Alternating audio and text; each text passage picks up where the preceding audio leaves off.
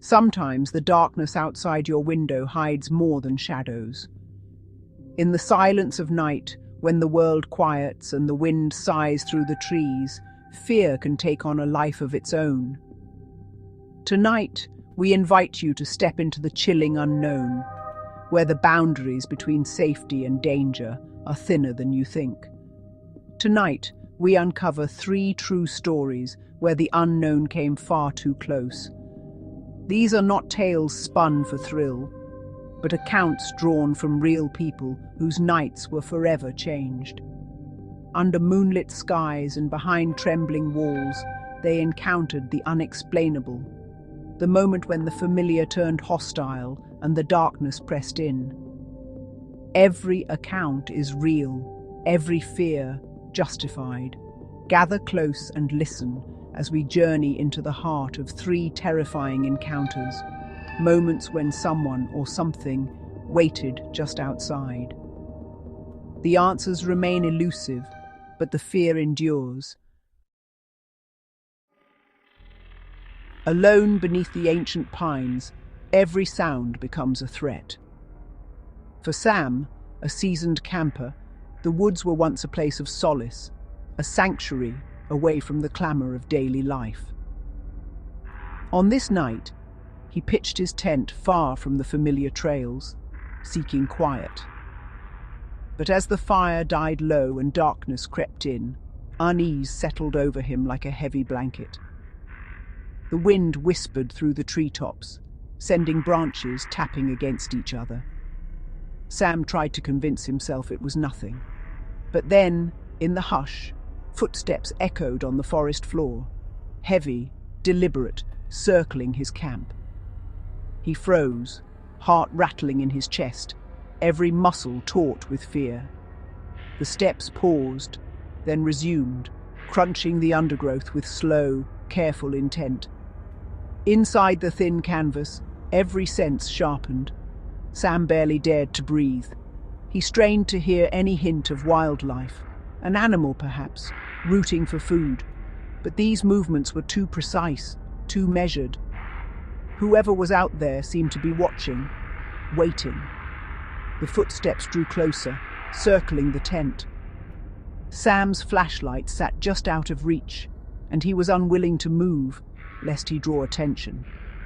The seconds stretched into eternity. Suddenly there was a long, shuddering silence, the kind of silence that makes your skin crawl, as though the woods themselves are holding their breath. Then something brushed the canvas. A slow, deliberate caress, fingers or claws, tracing the outline of the tent. Sam stifled a gasp, feeling the shape press against him from outside. It lingered, moving along the wall, pausing at the zipper. The air inside the tent grew thin with panic. Sam considered his options: flee into the darkness or remain perfectly still. He clung to a pocket knife, gripping it so tightly his knuckles blanched. The presence outside shifted, shuffling around the tent, pressing gently, as if testing the barrier. The brush of breath could almost be felt, humid and close. Time warped as Sam waited, each second an eternity. The presence outside seemed to lose interest, or perhaps it was simply biding its time. The footsteps faded, swallowed by the dense forest. Yet Sam did not move, not for minutes, not for hours. Sleep was out of the question. When dawn finally bled through the trees, Sam emerged, trembling.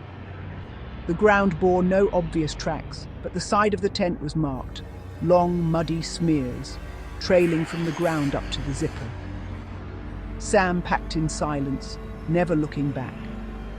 Later, he would tell friends he was sure it was a person.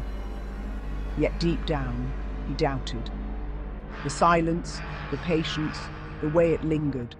Sam would never camp alone again. Home alone, every creak is amplified. For 16-year-old Riley, the old house had always been safe. But tonight, The walls felt thin, the windows more like invitations than barriers. Rain lashed the glass, and the wind howled. Riley sat in the living room, the glow of a single lamp barely holding back the dark.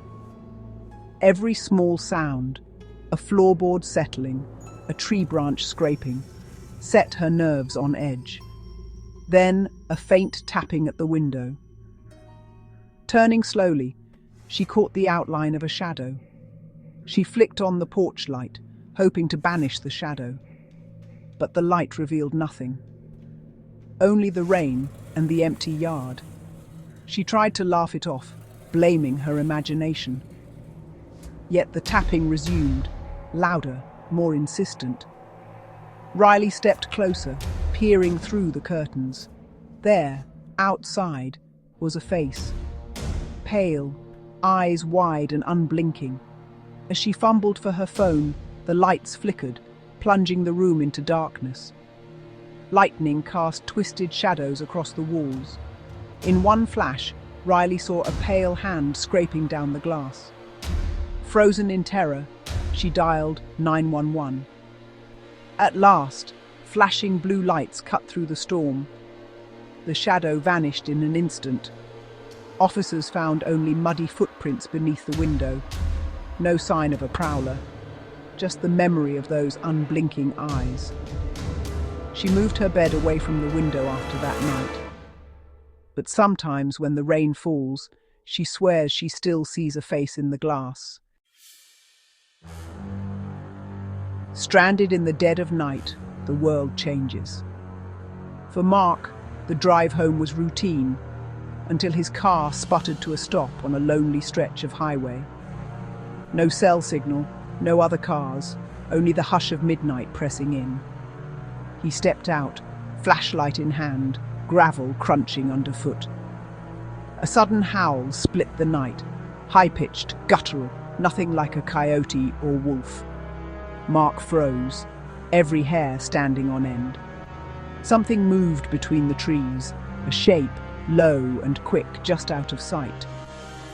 Another crunch, this time on the opposite side of the road. Mark's heart pounded, sweat beading on his brow despite the chill. Mark caught a glimpse, eyes low to the ground, reflecting red in the light.